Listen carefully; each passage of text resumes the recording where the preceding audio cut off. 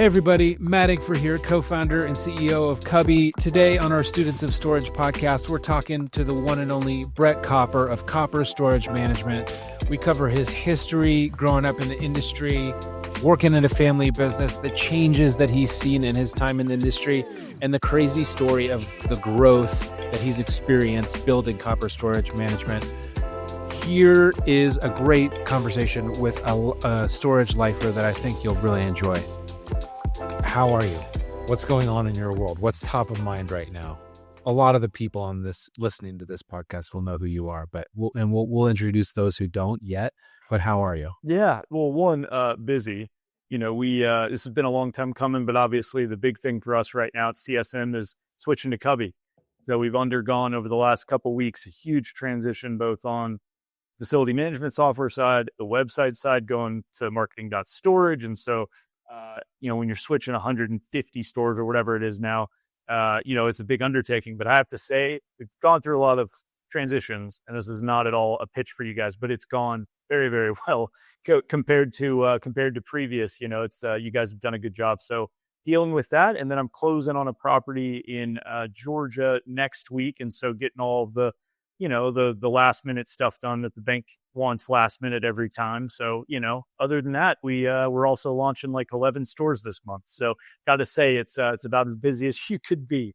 Sure. Yeah. Glutton for punishment, you might say. Oh, awesome. Okay. So you're closing on a store in Georgia. Yeah. Home for you is outside Chattanooga, outside Knoxville. Where are you? Nashville. Yep. Yeah. I've been here about the music city. 10 years. I met my wife here, and so we live here. I don't think we'll ever leave. We love Nashville. Yeah. Nashville's amazing. Mm-hmm. It's a great place. 10 years, it's changed a lot. It's like the new Austin, Texas. Cool. So,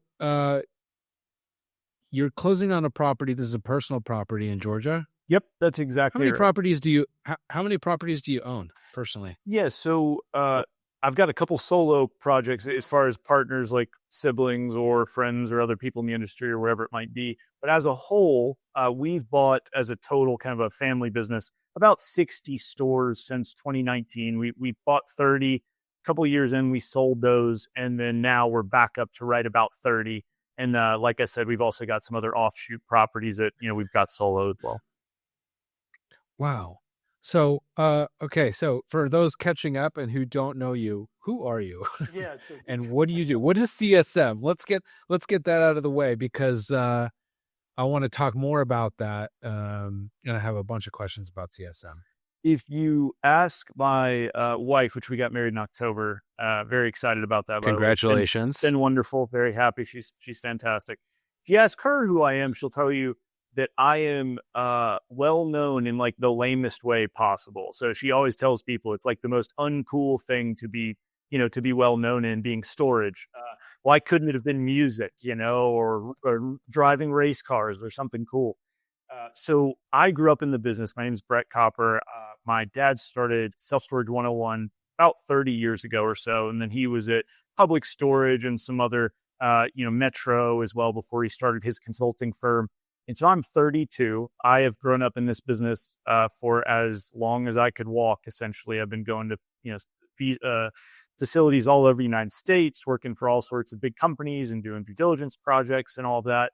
And then out of college, I worked at CubeSmart in Nashville. Loved them. They're a great company. And then went full-time probably around the time I was maybe 24, 25 to the consulting firm, and built that up, traveled all over, did a lot of feasibility studies, due diligence projects, a lot of speaking, those kinds of things. And then in 2019 started our management company. And so I kind of looked around the space and realized there are some really good operators experimenting with remote management, the 10 Federals, the Red Dots, who were Storage Express kind of out there in the beginning, but no one had a third-party management solution. I said, I think we could build it this way. And so since then, we've managed probably 300 some odd stores, right about 40 states. And then, like I said, we've bought about 60 stores personally that we also manage remotely. Awesome. Yeah, I know that you're dyed in the wool storage person from day one, but I didn't realize that you were such an active owner still to this day. I always think of copper storage management as such a prolific and fast growing third party manager. It's good to know. Cool. What's it like growing up in a storage family? Like, I mean, there are a lot of like second or third generation folks in the industry who kind of like dad put up a dusty shed and it turned out to be a pretty good idea. And then you kind of take it to the next level. What's it like? For me, I thought it was the lamest, most unexciting business for most of my life, especially when I was younger. It was a lot of in the summers traveling with dad as a 10-year-old, 12-year-old, going to facility projects for public storage, wherever it might be. Uh, and I would just get paid whatever it was, the summer job, probably $3 an hour to go around and do audits of these facilities. And I remember thinking, there is no way I want to do this. I want to be in the music industry or have studios, whatever it might be, and anything cooler. And so I remember being maybe 15 or 16, and I'd take a trip with him, and I was walking around a facility and gone through this long list of auditing and all the mistakes at the facility and things need to be fixed. I remember kind of for the first time asking dad, "What's the facility worth?" He said, right now probably 6-7 million. I was like, they have a list of 100 things wrong with this facility they need to fix. So what if they fix that stuff? Probably about $8-9 million. And then I was like, how is there this much money in a business where people are just storing old exercise equipment and clothes that they don't want to wear anymore in a hot storage shed outside? So then I was like, well, maybe there's something to this. And it's funny, I started catching myself when he would be on calls where I knew the answers to the questions that people were asking. And I was like, oh, maybe I've soaked in more knowledge of this than I really understand. And then I think once I realized that I was good at it and that I was knowledgeable about it, it became a much more enjoyable business. And there's something really fun about knowing what you're talking about, having people that want to listen to it because you could provide knowledge. You in the software space, I'm sure you feel the exact same way. As much speaking as you do, all the interviews and people you talk to, people kind of look to you guys as leaders in that space. There's something really rewarding about getting 100 calls a week and people are like, I just don't know what I'm doing. And you can provide that answer. So now I love the business. And you know as well as I do, it's a very small, close-knit business. And so growing up in it, there are a lot of people that are still here today at the trade shows that knew me when I was 5 or 6 years old. And that's really cool because that's not normal for a lot of businesses, but people last here. And so you form really, really good relationships. So it's cool. And I always tell people the last kind of piece of that I think is really, really cool is going to, as I got older, when I would talk to people at trade shows and I was finally old enough to really understand, I would have people come up to me and say, I have a lot of respect for your dad. Hey, your dad's a really good person. Hey, he helped me through this part. I didn't know what I was doing. And it really makes me feel better that it's not like I'm, following my dad's footsteps and he was kind of a shady person, or shark or whatever. He was such a good guy and treated people so well that it made me have a lot of respect for the space to be like, oh, okay, so he really was a good person. It gave me kind of a feel to follow in his footsteps for that. So that was really rewarding for me as well. Yeah. Yeah, you guys are, when people talk about the reason they love this industry and it's always about the people and like how friendly everybody is, they're talking about you guys and the folks like you. Cool. Okay, so 2019, you started thinking remote management and you saw some early adopters doing it on their own portfolios. What happened? Walk me through it step by step. Give me the origin story of copper storage management. Yeah, so I remember doing a ton of due diligence projects. And so basically, people are closing on a store, or in some of these cases, 30 or 40 stores, and then they hire a consulting firm to go out and basically do operational and due diligence audits on the sites during due diligence. And so I had a ton of experience analyzing on-site managers, and then it developed into being hired a lot to hire managers for people or build out their operations. And it finally hit me. This is probably sometime in 2018 or at the very beginning of 2019. It was like, the managers right now are the worst part of the business as a whole. And that is certainly obviously there are plenty of good managers in storage, don't get me wrong, but we kind of reached a place where it used to be that the rule, everyone had good managers. They stand up, they shake your hand, they walk you through the process, they're good customer service. I think the bigger the industry got and kind of work from home jobs, work remote, it became much more difficult to find really talented people at a payroll number that you could actually make work for a storage facility. And so I kind of looked at it and I was like, man, if we could figure out a way to take the best managers, have them work from home, and then all of a sudden they are as good as 2 or 3 or 4 or 5 bad managers, and we can really specialize kind of the roles for these people. Could we provide a better customer service experience without needing it to be face to face? So that's when we, started experimenting. I was looking at facility management softwares. We were looking at web providers, and at that point, wasn't really a lot of software that could back remote management. It was all built. Even the call centers were built in a way that was to get you to go in store and talk to a manager face to face to complete. Yeah, you were inventing a new way of doing of course the software wasn't built for that. You're exactly right. And I looked at the 10 Federals, who I have so much respect for them. I mean, you talk about leaders in technology. They are just unbelievably good at getting really cool, expensive tech to kind of, blaze the trails. Storage Express was just a phenomenal build out. They did a great job. And then obviously Red Dot. But the difference between all of those is they were very siloed. They had their own call center that did it just for their stores. In some cases, they had their own software systems that they built just for their stores. And you couldn't provide that to anyone else. So we said, okay, let's start buying stores. We'll cut out the payroll. We'll test it ourselves. And very quickly, I mean, within 90 days, and we realized, oh, this is working. We just got inundated with people in the industry, friends, other companies that were like, hey, we see what you guys are doing. Could you manage our store? And I mean, we went through some crazy growing pains, which we can obviously talk about at any point down there. But I mean, at one point, we launched like 30 stores in 1 month, which I would never advise or ever do again. Would never do that again. But it just shows you that being first kind of in that third party realm, that so many people were waiting for a product solution that the floodgates opened. And all of a sudden, here we were and we had to make it work. Okay. So in 2019 was you and who else? My dad. Yep. So just the two of you. Yep. So on his side, and then his brother, Bill, who's been a partner with him at the consulting firm for probably 10, 15 years or so, who some people in the industry will know really well as well, especially if you've interacted on that side.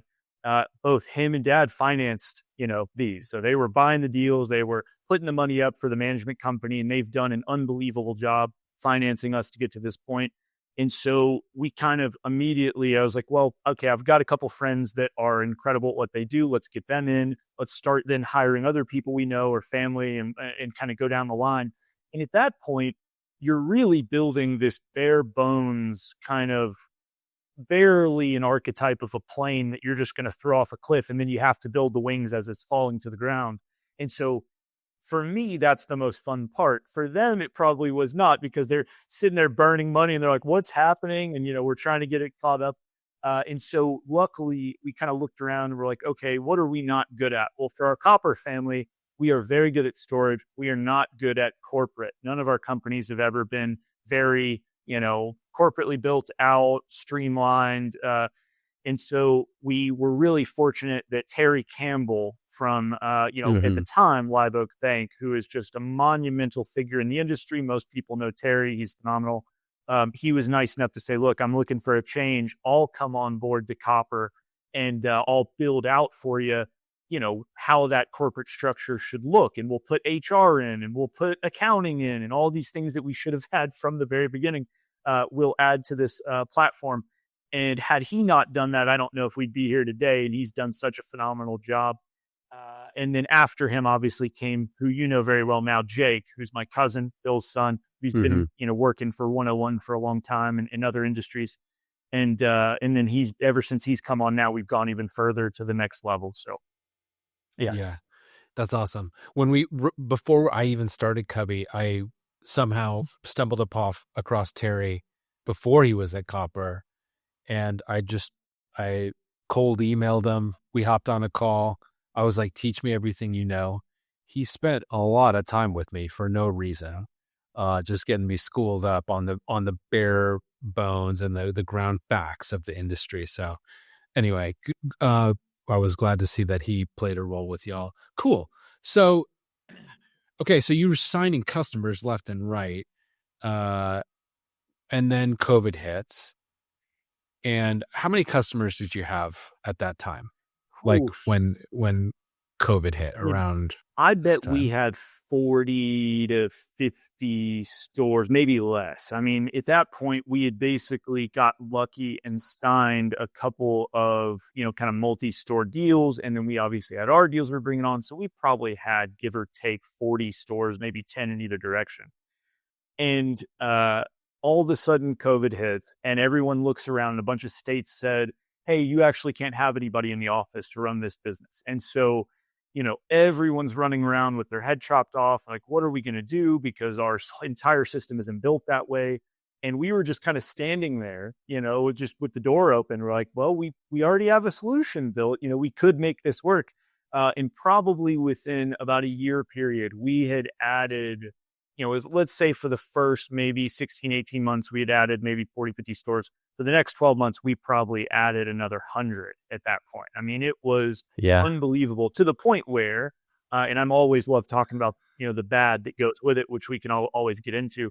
Like I alluded to earlier, we brought on way too many people way too fast. And I can always give some good advice if we want to talk about that, if you're starting a new business, kind of how to deal with that, because we certainly made some mistakes at the very beginning. We've had to deal with that too. Like I can feel as we've grown, I've felt at points our customer service teams getting stretched. Mhm. And there was one point where we actually just shut it down for 2 months and we just said, no new customers. We're going to get these new folks up to speed, hire a little bit. Because reputation is all that is everything in this industry. So we've always been very vigilant about that. But, yeah, I've always wanted to ask you about that because I knew that, God, you were the only one with the lights on Mhm. when COVID happened, and you grew. You at one point you were what, 300 stores almost? No, we were right at almost 200. We were like Yeah, 200. 189, maybe 190, right in there. I mean, it was unbelievable. Awesome. And so, okay, so you kind of mature as a business. Terry comes in, helps install a lot of like modern practices, systems, responsibilities, SOPs. Now Jake is here carrying the torch, bringing it to another level. What is copper storage management today? Hmm. What do you do? What do you offer? It's a good question. So as a whole, in kind of our main offering is always going to be a third-party management company where, we're a full turnkey solution, just, very similarly compared to the traditional REITs or anybody else that, people think of in their mind. The difference is we just specialize in either fully remote management or hybrid management. And the only differential there for anybody that doesn't know is for remote, we're talking, a 1099 boots on the ground contractor that's there maybe one site visit a week, two site visits a week. And that's usually for about maybe an hour at a time, maybe a couple hours, keep up with the property. Whereas hybrid is 20, 25 hours a week. And usually that line of demarcation is around 500 units for a single facility. And, above it, we're probably going more hybrid. Below it, we're probably going fully remote. As a crux, that's our main job. But we also then developed for a lot of other operators who either already had management companies or were maybe had sites that were too small for management, where they said, hey, can we just get call center? Can we just get website and marketing, or maybe combine those two things? So now we also offer a la carte, where we can just provide services for, these individual stores without them needing full management. So as a whole, copper storage management is really those two things, but primarily third-party management. It's like service tiers. It's like, and the call center and website and marketing services is C3. This is the brand that we know as C3. This is very interesting. I would say very unique to the industry, very creative, but I could totally see the demand for it. Then you have the standard remote management and then a little bit higher touch model as well. Cool. Okay. So what's next? Oof, that's a good question. So we get asked this all the time. I think first and foremost is bringing on obviously more stores now that the system is here. And I'll touch on real quick kind of previously when we reached kind of the biggest boiling point of the business of, all right, we got to fix things, we got to change them. What really had happened, you talked about earlier, the number of stores we got up to in such a short amount of time. I mean, it was ridiculous. It might have been honestly closer to 120, 130 stores in 12 months.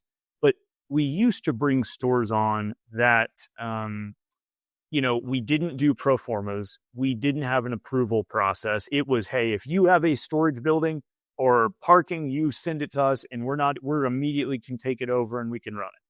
Well, for any long experienced third party manager who's been in here 10 plus years, like the Sams of the world who we love and are good friends with, they told us early on, you really should have standards for the types of storage you bring on.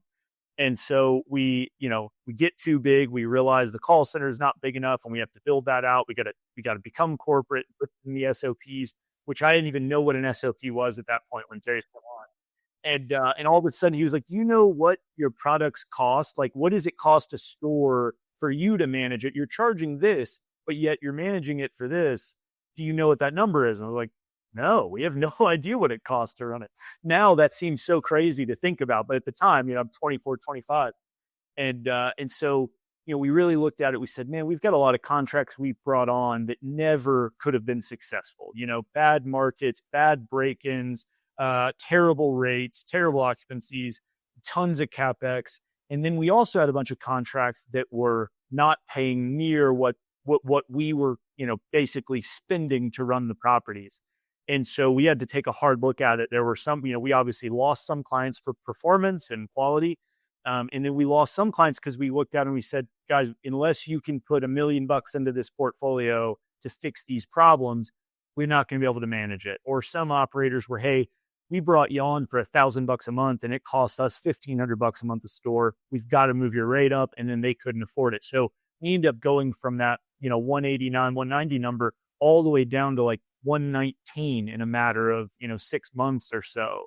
But what we realized was we all of a sudden needed way less resources per store when we started having those strict regulations. All of a sudden, it takes one call center agent per 1,200 units versus one call center agent per 500. Well, that is a totally different payroll scheme when you're, if you're answering 40,000 calls a month.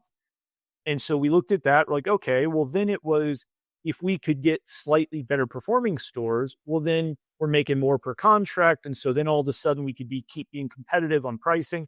And you start to put all of those tiny pieces together and you get a lot healthier business and a lot healthier portfolio. And so now financially we're where we are, we're, right now at about 140, 150 stores, wherever it is. We're where we were financially at 190 stores, which, for a lot less payroll and a lot less headache and a lot less problems, that is a game changer for us. And so I always like to give a caveat. I don't think I've ever told this story on a podcast or publicly, but if you're starting a business, man, you just have to be ready to adapt and understand that you don't want everyone off the street. You want good clients, good customers, good employees, and you want to grow healthy. So that way you don't have to take your lashings a couple years in and then kind of redesign and catch up. Yeah, I great advice, but also your willingness to just take the attitude of like, you can just do things, and you started this business, you had a good idea, you were in a position during COVID to partially have good foresight, partially get lucky to be the guy that could answer the bell at that moment.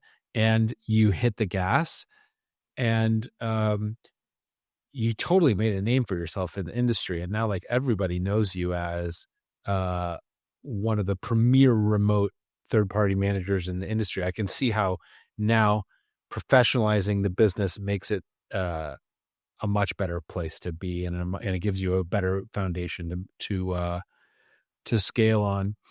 The so you've now what have you seen from like a technology perspective? Mhm. I mean, you've been in the business your whole life. I'm not. Don't just pitch me on Cubby here, but like, give me what are the big trends that you've seen, and what has actually impacted since you've been in the business. The bottom line, your ability to do what you're doing today. What are the big moments from a technology perspective? I'm going to guess you saw the same thing that I've seen, which is that our industry was 10, 20 years behind every other real estate industry as far as technology goes. I mean, we've been so far behind. People, owners were still using yellow pages up until 5 to 8 years ago to advertise, which just blows my mind. Obviously, the ownership basis is very different in storage compared to the other real estate classes. We're about an 80-20, where about 80% of all the facilities in the United States, which now is close to about 75,000, is, individual mom and pop, small owner operators, not at all public companies or big financial institutions. And only about 20% are the big financial institutions, where for rental properties, for multifamily, for whatever you might, otherwise, it's the opposite. 80% are these big firms. And so that lends itself, when you don't have all of this smart money coming in worth billions and billions of dollars, you don't have the innovation that those other industries had. So I think up until about that 2017, 2018 mark, when I would go to shows and talk to owners and speak in front of people, and I'd always ask people to raise their hands and do talks, at that point, over half of every room I was in didn't have a website. There were some markets you'd go to, 90% of the owners in those rooms didn't have websites. I mean, it didn't even make sense. Now that's incomprehensible. It used to be Mm-hmm. that you would have these owners that literally have their cell phone or their home voicemail, and you call, and then they'll call you back the next day and they'll say, hey, meet me up there on Tuesday. I'll rent you this unit. And they've been full for 30 years. And that's just how it works. Now it's almost inconceivable, the difference in the last, 8 to 10 years in this space, how much owners have started to catch up. And I think that's because the facility management software started to catch up. There was such a lull where it was like SiteLink was the king forever because it was the only halfway advanced software for so long. And then all of a sudden they kind of revolutionized. You had the guy that started Storage, Dan. He said, all right, Mm-hmm. well, I'm going to make a new product. And that blew everybody away. They're like, it's web-based, it's easy to use. All of a sudden now you could log in on your phone and you could do a rental through there. And it was, e-sign leases were ingrained officially in it. And then you had groups like yourself or like Monuments or anyone else where you guys looked at it, you're like, we really know software in much harder spaces that are much more difficult to compete in. And you're kind of looking at this goal for like, that's what we have to compete with right now, is just these couple of products that, we're so far behind. And so you guys looked at it, you're like, we could do this all day. And so you spent all that money and time. I think you guys are a good example of where the industry, how much it's changed, where all of a sudden now our products on the facility management side are constantly updated. They're constantly evolving. If anything new, like new AI advancements come out, you immediately start testing those in your environment and you have people that are testing these products. I swear it used to take 2 or 3 years to get one feature update on any of the old software systems. Now it's the norm for that to just be a live service constantly, month over month, week over week.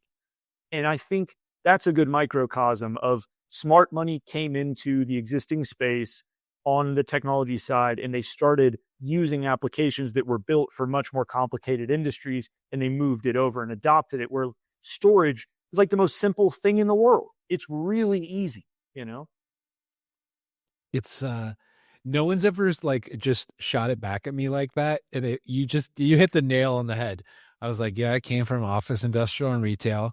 I remember I was doing office industrial for like 8 years Uh-huh. before storage, and I remember going to California, and I was meeting with industrial owners, and they were like on the edge of the Inland Empire in the desert in California, or Oxnard, some like farm town or something like that.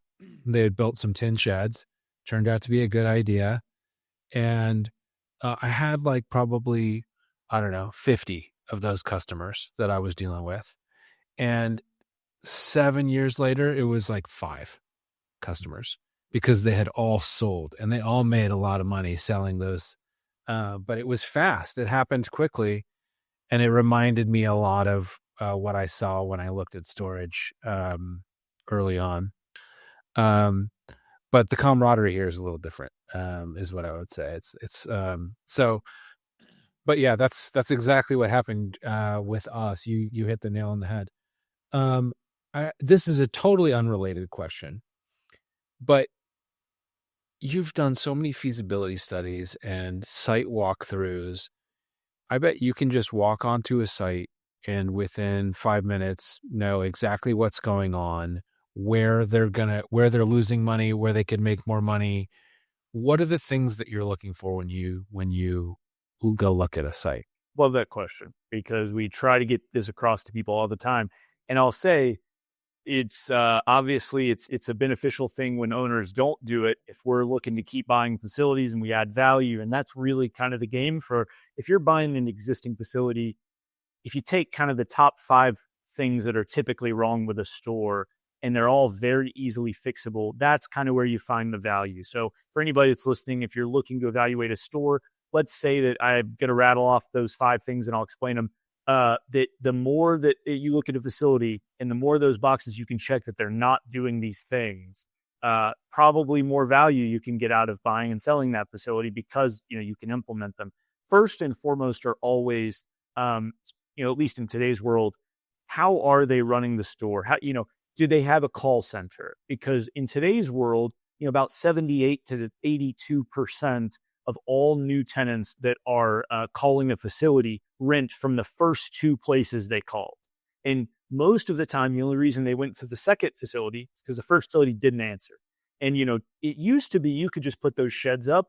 They'd be 100% full in the next couple months. There's not enough competition. Rates are pretty low.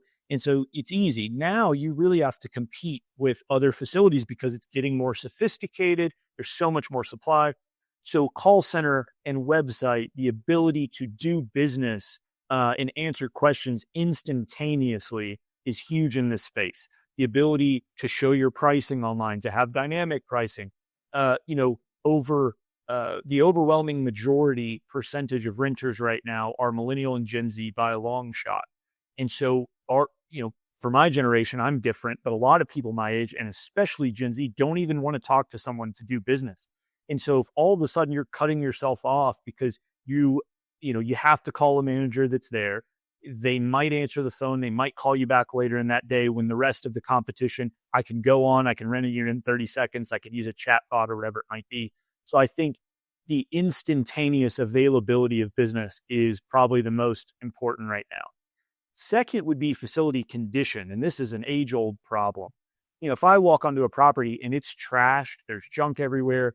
Let's say that it hasn't been repainted in forever. The gate's not working. They don't have enough lights.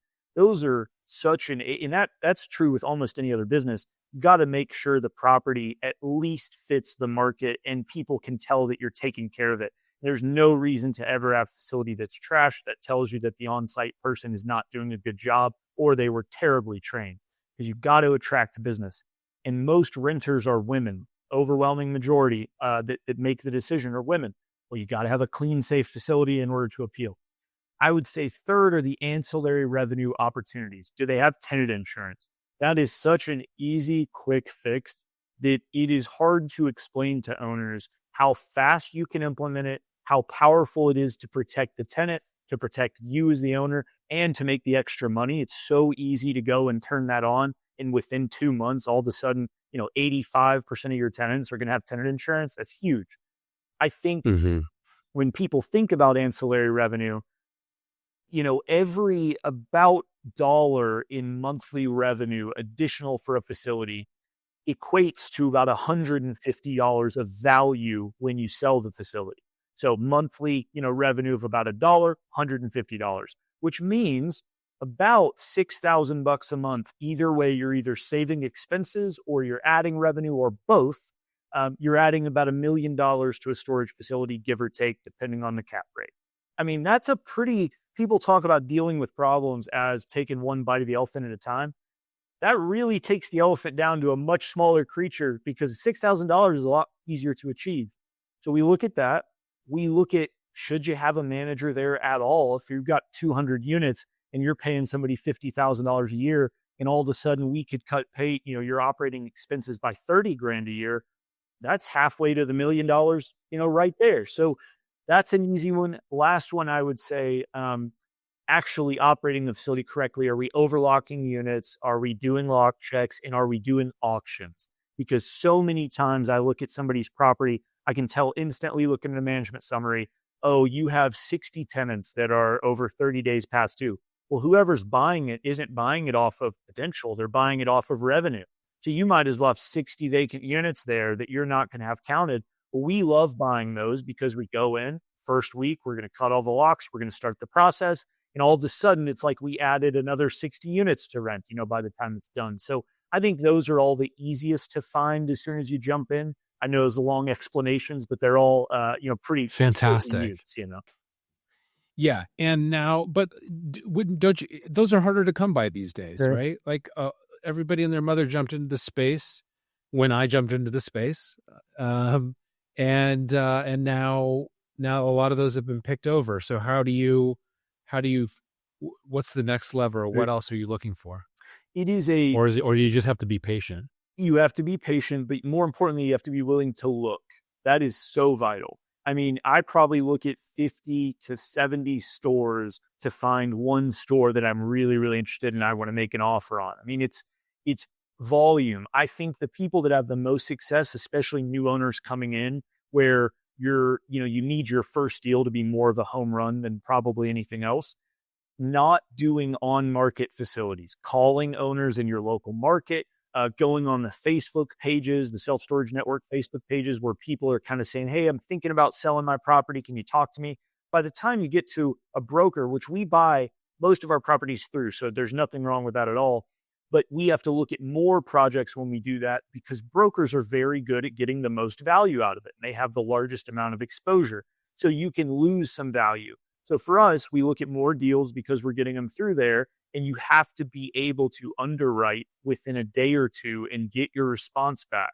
If you leave brokers unread where they're sending you properties and you're not saying anything back, they're going to stop sending them. And more importantly, if someone says, hey, here's the project, it takes you 2 weeks to get them, a number back, they're probably not going to send you properties. So you have to be, look as much as you can, but then respond and underwrite as quickly as you can to find a good one. Cool. Okay. I want to change gears really quick. You have 150 properties managed with CSM right now. How many unique owners do you work with? We have an abnormally large number. Okay. So compared to REITs and everybody else. A lot of single facility operators, right? A ton. We probably have, anywhere from 50 to 60 individual owners, maybe even closer to 70 now. I know we could probably go into Cubby, and I'll probably do that after this just to see what the individual ownership groups are. But somewhere right in that range. And normally the ratio is much, much higher for the big management companies. Usually they have multiple clients that make up gigantic portions of the portfolio, where we really only have one big client with about 10 or 11 stores. Almost everyone else are 1 to 2 stores. Yeah. What have you learned about how to manage a business this way? I think that this is, there's a lot to be learned because nobody's really doing it this. There's very few groups that have the ability to service the number of customers that you guys do.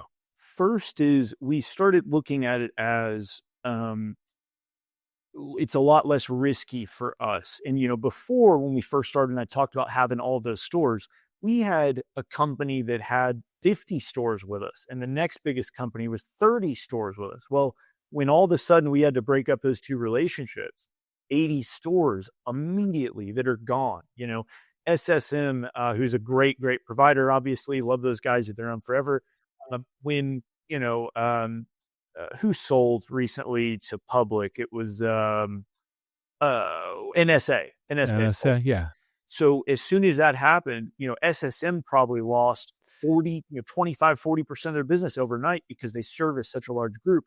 That hurts. So for us, where we are probably we're probably spending a little bit more on customer service side where CRs, obviously, which are client relations reps, they have to be more dialed in. They have to know more owners. They have to be more adaptable because each customer wants something different and want to be talked to differently and Yeah. whatever.